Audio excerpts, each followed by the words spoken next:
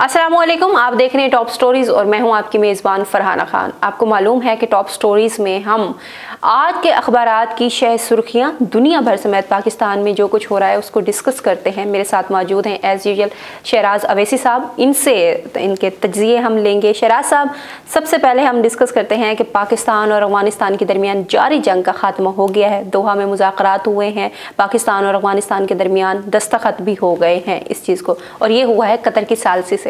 जंगबंदी को कैसे देख रहे हैं और क्या आपको लगता है कि हमारा हमसाया मुल्क इस जंगबंदी पे कायम रह पाएगा? बिल्कुल जी, सीज़ फायर हो गया है। मुल्ला याकूब उमर वज़ीर दिफा अफगानिस्तान और ख्वाजा मोहम्मद आसिफ वज़ीर दिफा पाकिस्तान के दरमियान जो मुलाकात हुई उसमें सीज़ फायर हुआ, दस्तावेज़ात का तबादला हुआ, एक दूसरे की सरजमीन का जो एहतराम है उसको बरकरार रखने का आदा हुआ, बाकायदा हैंड शेक किया, जंगबंदी पे इत्तफाक हुआ। एक अच्छी चीज़ दुनिया ने देखी और बड़ी दिलचस्प एक स्टोरी सामने आई कि, और ये बड़ी मुस्तरद स्टोरी है कि जब मुज़ाकरात का आगाज़ हुआ तो मुल्ला याकूब उमर जो कि मुल्ला मोहम्मद उमर के साहबजादे हैं, अच्छा, पाकिस्तान में ही पले बड़े हैं, यहीं से उन्होंने तालीम हासिल की। और अंदाज़ा करें, वो मैं बिल्कुल क्लियर कट बात कहूँगा, पाकिस्तान के बारे में बकवास करते हैं, उनको शर्म आनी चाहिए। ये सारे अफगानी हैं। खैर, जब मुज़ाकरात हुए तो मुल्ला याकूब और मुज़ाकरात के आगाज़ में कहते हैं कि आपने जंग बंदी करनी है तो बताएं, नहीं तो हम दूसरा रास्ता अख्तियार करते हैं। इनके पास दूसरा रास्ता कौन सा? जो ही ये बात ख्वाजा, मैं इस बात का जिक्र बाद में करता हूँ, जो ही ख्वाजा मोहम्मद आसिफ ने ये बात सुनी, उन्होंने नशीस छोड़े और खड़े हो गए। उन्होंने कहा जी आप पहले दूसरा रास्ता अख्तियार कर लें, फिर हम मुज़ाकरात कर लेंगे। तो जब ये सूरत हाल देखी मुल्ला याकूब ने तो उनका चेहरा परेशान हो गया कि हमें की कर बैठे हैं। और जो कतर के नुमाइंदे हैं वो खड़े हो गए। उन्होंने कहा जी बैठे बैठे ख्वाजा साहब तसल्ली से बात करें, जैसे एक सालिस करता है। तो फिर और अभी आपने सवाल किया है कि क्यों वो दूसरा है अजीत डोडल जो कि इंडिया का कौमी सलामती का मशीर है। अच्छा। उसकी आशीर्वाद से कि उसी से ब्रीफिंग लेके आए बैठे ना मुल्ला याकूब उमर।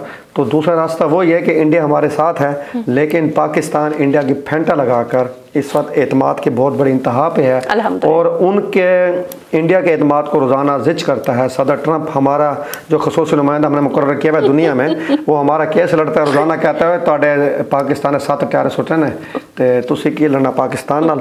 खैर जी, मुआहिदा हो गया, अल्लाह करे बरकरार रहे। लेकिन अगर मैं आपको बताऊँ, मुझे नहीं लगता कि ये मुआहिदा बरकरार रहे, क्योंकि अफ़गानी फुल मुकम्मल तौर पर शरपसंदी के मूड में है और उनकी शरपसंदी को हवा दे रहा है इंडिया। तो कुछ भी मुमकिन है। अगर एक हफ़्ता भी मुआहिदा गुजार जाता है तो फिर मैं कहूँगा कि मुआहिदा कामयाब है और आगे चलेगा। एक हफ़्ता बड़ा अहम है मेरे ख्याल में। एक हफ़्ते 10 दिन के अंदर अंदर कोई ना कोई शरंगेज़ी होनी है, लेकिन पाकिस्तान तैयार है और इनका नमक हरामों का वो फेंटा लगेगा कि ये नस्लों तक याद रखें इंशाल्लाह, और ऐसा ही होगा।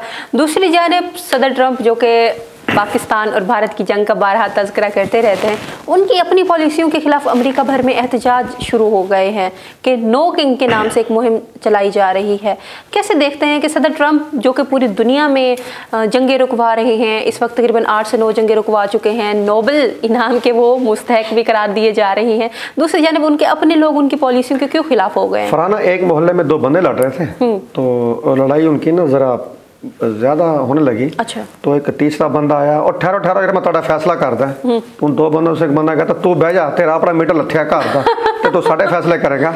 तो यही बात है कि सदर दुनिया के फैसले कर रहे हैं। हाँ। तो उनकी जो आवाम है वो कहती है भाई पहले हमारे मीटर सीधे करते हैं, फिर दुनिया के फैसले करना। अब आप बात बखूबी समझ गई होंगी कि अक्सर हमारे इलाकों में भी ये होता है कि जो पंचायती होता है ना, वो अमूमन ज़ाहिर बात तमाम मामला से क्लियर होता है और पंचायती बनाया भी उसे जाता है जिसके अपने तमाम मामला क्लियर हो। अगर ना हो तो गाँव में देहातों में आप भी बखूबी जानते होंगी, वहाँ ताने दिए जाते हैं मगर आपका घर संभलता नहीं तो सारे फैसले करना है बैठे। अच्छा। तो ये पोजीशन है कि सदर ट्रंप को चाहिए कि ठीक है टैरिफ खेलें, दुनिया की जंगें रखवाएं, नोबेल इनाम के हकदार बने, ठीक है ना जी, उल्टे सीधे जंप लगाएं, लेकिन अपनी आवाम की सोचें जो बेचारे टैरिफ की गेम में जो वहाँ की मईशत है वो भी डिस्टर्ब होती जा रही है। और अभी तो इलेक्शन को जस्ट 1.5 साल ही हुआ और आपकी आवाम निकल आई है तो उनकी तरफ ख्याल करें। हाँ बिल्कुल ऐसा है। और दूसरी जगह पाकिस्तान में आते हैं कि पाकिस्तानी हुकूमत ने इस वक्त किसानों के बारे में सोचना शुरू कर दिया है, किसानों से जो गंदम खरीदारी की पॉलिसी है उसकी मंजूरी दे दी गई है। कैसे देखते हैं इस मंजूरी को? क्या इससे किसानों का जो खोया हुआ एतमाद था वो बहाल हो जाएगा? देखिए, पहले बात है फरहाना कि पहले सूबा की कीमतें खुद फैसला करते थे। हाँ जी, बिल्कुल। इस दफ़ा उसका क्या रिजल्ट निकलता था कि हर सूबे की कीमतें मुख्तलिफ होती थी, बयान सूबाई नकलों में पाबंदी होती थी। एक उसमें ये मसला होता था, पंजाब की गंदम तो अपनी होती थी, वो तो चलो अपने मामला हल कर लेते थे। बलूचिस्तान परेशान होता था, पख्तूनख्वा परेशान होता था। अब पंजाब में भी ये सूरत हाल है कि जब गंदम की पॉलिसी कुछ नहीं थी तो इन्वेस्टर्स ने गंदम खरीद के स्टॉक करना शुरू कर दी। और अब ये पोजीशन है, जो आटा था गया था 50 रुपये किलो पे, 40 रुपये किलो पे, वो आटा दोबारा 100 रुपये किलो से क्रॉस कर गया। अच्छा। अब वज़ीर आज़म पाकिस्तान बतौर रियासती नुमाइंदे हैं, उन्होंने एक पॉलिसी, उन्होंने चारों सूबों के वज़ीर आला को बुलाया, गिलगित बल्तिस्तान के वज़ीर आला को बुलाया, कश्मीर के वज़ीर आज़म को बुलाया। एक मीटिंग हुई, उस मीटिंग में एक बाकायदा गंदम पॉलिसी तरतीब दी गई कि किस तरह ख़रीदारी करनी है, किस कीमत पर ख़रीदना है और कितनी इस्तेदादकार हो कि हम कितनी गंदम खरीद कर स्टोर कर सकते हैं। तो जो सूरत सामने आई है, 6.2 मिलियन टन जो गंदम है वो स्टॉक की जाएगी ख़रीद कर। अच्छा। वो पूरे पाकिस्तान की जो ज़रूरत है उसको मद्देनज़र रखकर इस ख़रीदारी का फ़ैसला किया गया है।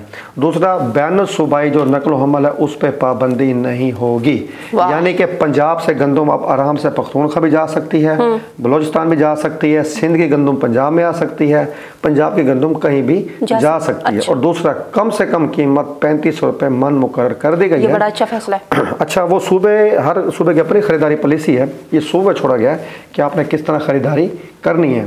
तो ज़ाहिर बात है बलूचिस्तान और पख्तूनख्वा में कम होती है गंदम, तो सिंध और पंजाब में ज़्यादा होती है, ख़ासकर पंजाब बड़ा सूबा है।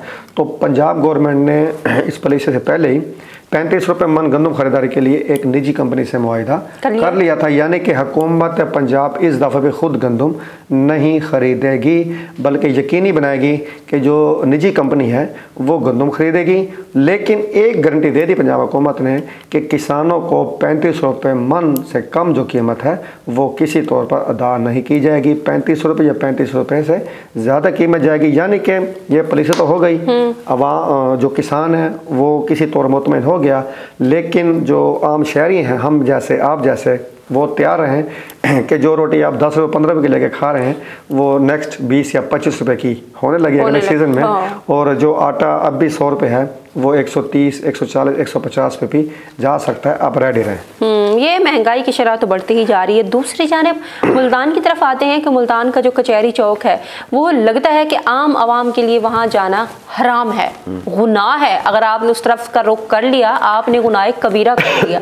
लेकिन कल वकला ने एक इजलास किया जिसमें उन्होंने मुतालबा किया कि वो जो पार्किंग प्लाजा बन रहा था 4 मंजिला, जिसकी तामीर मुकम्मल हो गई है, उन्होंने इंतजामिया से मुतालबा किया कि वो हमें दिया जाए ताकि पार्किंग का मसला हल हो सके। कैसे देखते हैं आप उनके मुतालबे को, और आपको लगता है कि वो पार्किंग जो प्लाजा है वो फाल होते ही जो ट्रैफिक का जो फ्लो है कचहरी चौक पे ये कम हो सकेगा? देखिए जी, जो आपने गुनाह की बात की, मैं तो रोज़ वो गुनाह करता हूँ। अगर मैं ना भी करना चाहूँ तो मेरे से हो जाता है, क्योंकि मैंने उधर से हो के स्टूडियो आना होता है। तो मेरे से तो गुनाह, भाई अल्लाह ताला इस गुनाह को माफ़ करे, और जो इस मेरे गुनाह का वसीला बने है ना, अल्लाह ताला उनसे पूछे। खैर, कल उन्होंने प्रेस कॉन्फ्रेंस की है। अच्छा। डिस्ट्रिक्ट बार मुल्तान के सदर हैं मलिक जावेद डोगर, जनरल सेक्रेटरी मोहम्मद अदनान और हाई कोर्ट बार के जनरल सेक्रेटरी हैं सफदर ससाना सियाल, हमारे दोस्त हैं। अच्छा। उन्होंने एक प्रेस कॉन्फ्रेंस की है। उस प्रेस कॉन्फ्रेंस में इकट्ठा उन्होंने रिक्वेस्ट की है इंतज़ामिया से, मुल्तान से और पंजाब गवर्नमेंट से कि जो 4 मंजिला पार्किंग प्लाजा की तामीर मुकम्मल हो चुकी है वो जो डिस्ट्रिक्ट बार मुल्तान है उसके हवाले किया जाए। अच्छा। ताकि जो हमारी ट्रैफिक की वजह से हम वकला को परेशानी होती है और हम वकला की वजह से अवाम को परेशानी होती है, और अवाम जो है वो हम वकीलों को बुरा भला कहते हैं, तो इस फ़ज़ा से निकला जाए, कशीदा सूरत से निकला जाए। और मैं आपने मेरे सवाल किया कि क्या कमी होगी, बिल्कुल होगी। आप देखें, जब हम 8 नंबर चुंगी से आते हैं ना इधर की तरफ, कचहरी चौक की तरफ, वहाँ गाड़ियाँ खड़ी होती है रोड के ऊपर, आधा रोड ब्लॉक होता है। फिर सबसे कशीदा सूरत हाल उस वक्त पैदा होती है गंभीर, जब वीमेन यूनिवर्सिटी में छुट्टी का वक्त होता है, क्योंकि वो जब बिल्कुल दीवार में छुट्टी का वक्त होता है। फिर हमारी बेटियां, हमारी जो बहनें हैं, ये जब बसों के अंदर गर्मी के अंदर बैठी होती हैं, ट्रैफिक में फंसी होती हैं, पैदल चलने का रास्ता नहीं होता, उससे निजात मिलेगी। अच्छा, अब गाड़ियाँ तो शिफ्ट हो जाएंगी। मैं दरख्वास्त करूँगा जो डिस्ट्रिक्ट बार की हमारी इंतज़ामिया है, जो सदर हैं, general secretary high court bar के भी, कि उनके साथ साथ जो मोटरसाइकिल बाइक्स हैं उनके लिए भी पार्किंग प्लाजा में इंतज़ाम किया जाए। और कचहरी चौक के नीचे जो हमारे आते हैं कचहरी में साइलें आते हैं, उनके बैठने के लिए जगह बनाए जाएँ, ताकि कचहरी में तो बैठने की जगह नहीं होती, उनके बैठने के लिए आप सीटिंग का इंतज़ाम करें, उनके लिए ठंडे पानी का इंतज़ाम करें, क्योंकि वही साइलिन आपकी रोज़ी रोटी का वसीला है। मोटरसाइकिलों समेत तमाम गाड़ियों को पार्किंग प्लाजा में तमीर करके मेरी तजवीज़ है, अगर फ्लाईओवर के नीचे जितना एरिया खाली है उसको एक सिटिंग एरिया में तब्दील कर दिया जाए। एक तो जो पार्किंग का मसला हल हो जाएगा, ट्रैफिक जैम का मसला हल हो जाएगा, और जो साइलिन हैं जो तंग होते हैं बेचारे धूप में खड़े होकर, वो भी किसी हद तक सहूलत में आ जाएंगे। बिल्कुल सही कह रहे हैं। दूसरी जानिब हम पहले भी बात करते आ रहे हैं कि पाकिस्तानी जामियात का जो इस वक्त बुरा हाल हो चुका है, तहकीक का, रिसर्च का, तालीम का जो मियार गिर चुका है, बड़ा काबिले अफसोस है। आज एक अखबार में हेडलाइन लगी है, बल्कि मेन सुर्खी है वो ये कि पाकिस्तानी जामियात में जाली तहकीक का बाजार गर्म है। असातिज़ा तुलबा से पैसे लेकर थीसिस लिखवाते हैं, सारा काम करवाते हैं, और फिर फर्स्ट ऑथर का क्रेडिट भी खुद ही ले लेते हैं। कैसे देखते हैं, और क्या ये मुस्तकबिल में ज़वाल का सबब नहीं होगा? ये देखें, ये तो तालीम से खिलवाड़ है, ये तो तालीम से खेलने का सबब है। यानी जो उस्ताद मौलम होने चाहिए, तरबियतकार होने चाहिए, वो तालीम से खेलने वाले खिलाड़ी बन चुके हैं। जैसे भी आपने जिक्र किया कि पैसे लेकर थीसिस या रिसर्च पेपर्स भी लिखते हैं, लिखवाते हैं, फिर फर्स्ट ऑथर भी बन जाते हैं। फिर आप ये देखें, चलें आपने लिखवा दिए, थोड़ी सी फिर गाइडलाइन भी दें, थोड़ी रहनुमाई भी करें। आप देखिए क्या जो ये एक तो सबसे बड़ी बात यह है कि मैं तो इसके भी ख़िलाफ़ हूँ, ये जो रिसर्च पेपर लिखने की शर्त है, ये जो वाइवा आप ख़त्म हो चुके हैं पुराने मामला। जैसे मैट्रिक के प्रैक्टिकल होते हैं, नंबर उनके 100 से ऊपर, लेकिन वहाँ कैसे प्रैक्टिकल में नंबर लगाया जाता है सबको पता है।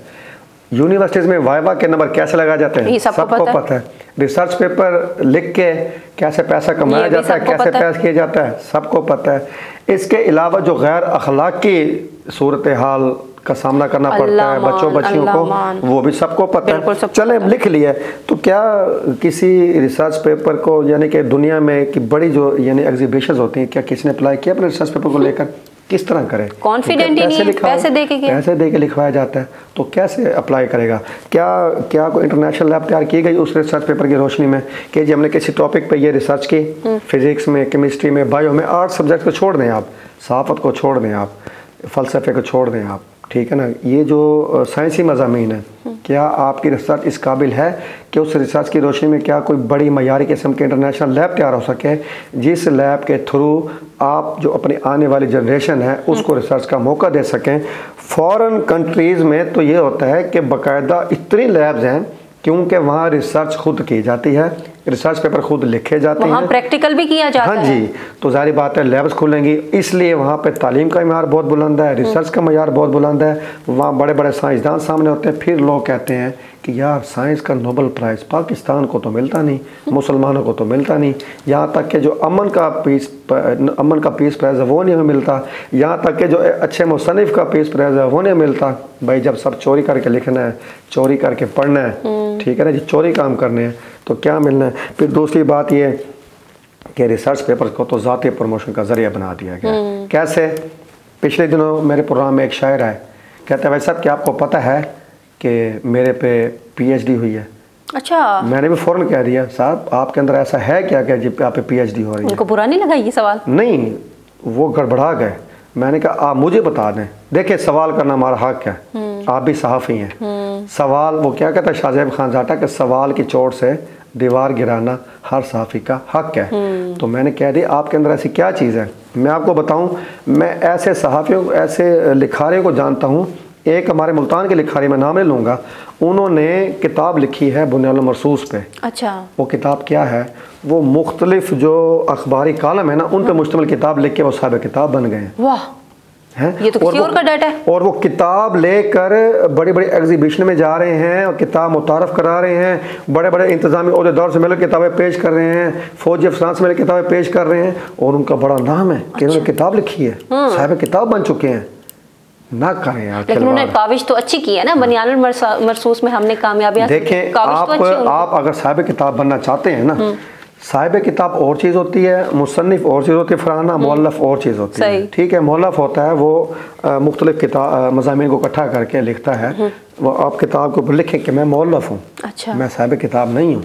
साहिब किताब उसे कहते हैं जिसमें आपने अपने अल्फाज, अपनी सोच और जो अपनी थिंकिंग उसका खुद इजहार किया हो, जो आपने अपने जज्बात हैं, एहसासात हैं, आपने उनको कागज़ में मुंतकिल किया हो अपनी सोच के थ्रू, उसे साहिब किताब कहते हैं ना। अब मैं जनाब सोशल मीडिया से मुख्तलिफ मज़ामीन उठाऊँ, 15-20 मज़ामीन को इकट्ठा करके लाइन आगे पीछे करके, अल्फाज आगे पीछे करके, और सबसे बड़ी बात कि जो किताबों के यार खुदा का खौफ करे, किताबों का जो पेश लफ्ज़ है वो बड़े बड़े तालीमी इदारों का सरबार लेके दे देते हैं, खुदा का नाम ले यार, आप किस तरह लेके दे देते हैं। अब चाहे मुल्तान लिटरेरी फेस्टिवल ऑफ फराना, हाँ जी बिल्कुल, अब वहाँ पे अदबी मेला लगा है, हाँ। 100 किताबों के वहाँ उनमें स्टॉल लगे हुए थे और 100 किताबों के तौर पर तकरीफ थी। आधी किताबें ऐसी थीं जिनके मुसन्निफिन खुद नहीं जानते थे कि जो है हमारी किताब इसके अंदर में लिखा क्या है। वाह, ऐसा कैसे हो सकता है? आप लेवल देखें ना, आपने उनको स्टेज पे बिठाकर उनको किताब के ऊपर तबसरे का मौका दिया कि आप पढ़ें। सबसे बड़ी बात, जो शायर हैं, किताब एक शायर की है, नाम उसका कंधा है, अच्छा, कलाम किसी और से लिखवा के उसने नाम अपना, भाई मैं मुसन्निफ हूँ, मैं शायर हूँ। मैंने एक और प्रोग्राम किया एक शायर के साथ, अच्छा ठीक है, तो वो है शायर, शेर किसी और के सुनाता है, मैं शेर किसी और के गुनगुनाता है। तो ऐसे शेरों के खिलाफ, मुसन्निफों के खिलाफ, असातिज़ा के खिलाफ कोई कार्रवाई नहीं होनी चाहिए? आपको लगता नहीं? बात ये है कि अभी हमने बात की थी थीसिस पैसे लेके, तो बात ये जो उनको शेर लेके दे रहा है वो भी तो पैसे ले रहा है। अब बात है उसने भी तो रोजी हलाल करनी है, कारोबार चलने दें, आपको क्यों तंगी हो रही? खैर जी, अल्लाह, हम किसी के कारोबार में जो है ना वो नहीं रुकावट डालना चाहते, लेकिन ख्याल करें, कुछ हमारी नई जनरेशन का भी ख्याल करें, अच्छी बात नहीं है। बिल्कुल बिल्कुल। आखिरी सवाल मैं आपसे करना चाहूँगी, जो आज की मेन खबर है वो ये कि थाना सीतलमाड़ी की हदूद, उसका जो इलाका है नौबहार के करीब एक पुलिस मुकाबला हुआ है। वैसे तो पुलिस मुकाबले बड़े चल रहे हैं आजकल और जराइम पेशा अफराद की सरकोबी के लिए किया जा रहा है, लेकिन इस पुलिस मुकाबले में क्या ऐसी खास बात है, ये जरा बताइए। ये खास बात है, इसलिए पुलिस वाले चलते रहते हैं। ये खास बात इसलिए कि या तो शायद मेरी रहायश वहाँ पे, अच्छा, मैं बात करूँगा वो इस तरह के, एक तो थाना सीतलमाड़ी मुल्तान के अहम तरीन थानों में शुमार होता है। ये वो थाना है जिसकी बिल्डिंग के अंदर ट्रैफिक जो पुलिस है उसका भी पोर्शन कायम है, और बहुत बड़ा थाना, बहुत बड़ा एरिया इसके अंदर आता है। और इस थाने की हदूद में ऐसे ऐसे गुंजान आबाद एरिए हैं जहाँ जराइम पेशा अफराद को पनाह लेने का मौका मिलता है। अच्छा। इसलिए अमूमन पुलिस मुकाबले आपको नया नौबहार के किनारे मिलते हैं, क्योंकि जो जराइम पेशा अनासिर हैं वो उन्हीं इलाकों से निकल कर, मैं आबादों का नाम लेता हूँ, समीजाबाद हो गई, जैड टाउन हो गई, शाह टाउन हो गया, बागे हुसैन हो गया, ठीक है ना जी। इसके अलावा और बड़ी आबादी है। अब समीजाबाद इतनी बड़ी गुंजान आबादी में लाखों की आबादी, मुश्तमिल गुंजान आबादी है, तो वहाँ भी एक बंदा वहाँ और 10 साल से अगर रह रहा है ना, अच्छा, तो मेरे ख्याल में उसने भी समीजाबाद पूरा नहीं देखा होगा, इतनी बड़ी गुंजान आबादी है वहाँ पर। एक तो फिर मसालक के अजाब, फिर आप ये देखें कि जो जराइम पेशा अनासर है वो ऐसी आबादियाँ ढूंढते हैं। तो खैर जराइम पेशा अनासर पकड़े गए हैं, और मेरे ख्याल में जराइम पेशा अनासर को पकड़ने में जो मुल्तान पुलिस की कारकर्दगी वो बहुत बेहतर जा रही है। जो एक जराइम की रेशो बहुत ज़्यादा बढ़ी हुई थी उसमें हमें काफ़ी कंट्रोल नज़र आ रहा है। लेकिन एक मैं बात लाइटर मूड में क्या कि ख़त्म करूँगा कि नहर नौबहार का जनाब नहाने की जगह, आप बच्चों को तो नहाने देते हैं लेकिन पुलिस मुकाबले के तौर पे आप उसे इस्तेमाल कर रहे हैं। ये नहर नौबहार जो है वो नहर मुकाबला के तौर पे मशहूर हो जाए, क्योंकि हर 1-2 माह बाद हमें मुझे तो अब वहाँ से गुजरता डर लगता है रात को कि पता लगे अस्सी भी किसी मुकाबले टंगी जाइए। अल्लाह खैर करेगा, अल्लाह खैर करेगा। हमारे मुहाफिज हैं वो यकीनन जराइम पेशा अनासर को पकड़ते हैं ताकि हम जैसे शरीफ शहरी, आप जैसे शरीफ शहरी सुकून से जा सकें। यहाँ पे प्रोग्राम का इख्तिताम करते हैं। आज के लिए फ़िलहाल इतनी ही हेडलाइंस, इतनी ही स्टोरीज़। कल के प्रोग्राम में हम आपसे मुलाकात करेंगे और जो टॉपिक्स और जो ट्रेंडिंग वाक़यात जा रहे होंगे उनको डिस्कस करेंगे। ख्याल रखिएगा। अल्लाह हाफिज़।